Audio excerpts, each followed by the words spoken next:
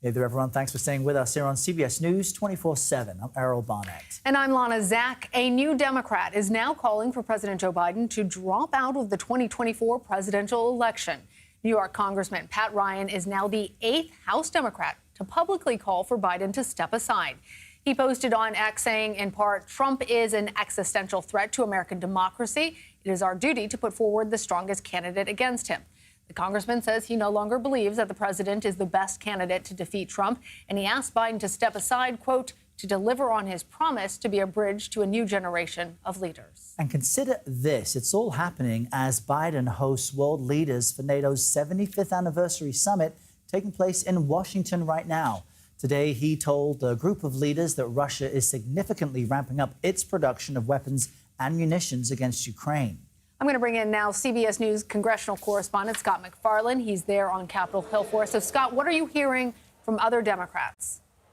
Yeah, we just heard from Pat Ryan, that Democrat from the Hudson Valley area of New York. He's noteworthy for a few reasons, one of which is that he's one of those frontline Democrats, which means he's one of those facing a very tough re-election in a very purple district. So his opinion, his statement, is especially noteworthy and especially resonant. He calls Donald Trump an existential threat.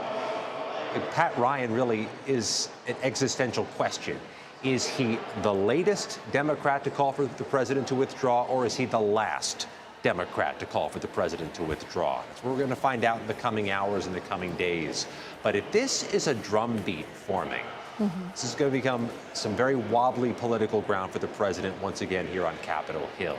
The president tried on Monday this shock and awe tactic of trying to turn the page on calls for him to step down from the race, issuing a letter to Congress saying he's in this thing to the end, trying to gin up, galvanize his supporters. But one after another over the past 24 hours, Democrats have either declaratively called for him to withdraw or issued statements that are so provocative as to indicate there will be more calls to come from higher ranks inside the party. And outside of the halls of Washington, Scott, you have people like actor George Clooney calling for Biden to drop out of the race. Also significant because he headlined a massive fundraiser for Biden's re-election campaign. Talk to us about why this is noteworthy and part of that drumbeat that you reference. And George Clooney is obviously a big fundraiser and donor. He hosts big events that raise a lot of money for Democrats. So if he's cutting bait on this, he's the latest person associated with donations cutting bait from the president. We know there have been a series of high-profile, high-dollar donors who've said they're going to stop getting money, galvanizing other donors to give to the Biden campaign. That's a practical problem. It's also a symbolic and messaging problem. George Clooney may be the best known of anybody who's publicly opined on President Biden, other than the president himself, and it's going to get noticed. But it really resurfaces that initial question, doesn't it?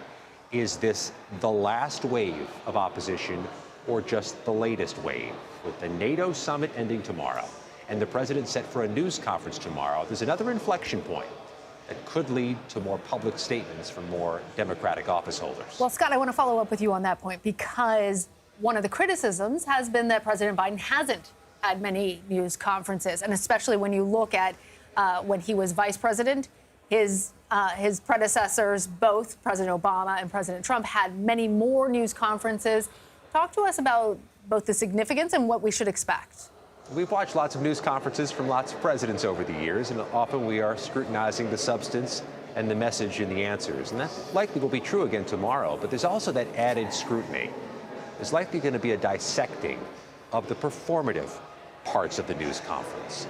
How the president speaks, how he looks, how he moves, a dissecting of the aesthetics of the event, and may be incomparable or unprecedented in recent times.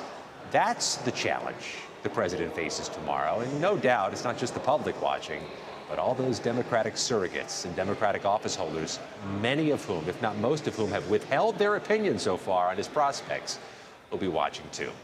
All right, Scott MacFarlane for us on Capitol Hill. Thanks, Scott. Thanks, Scott.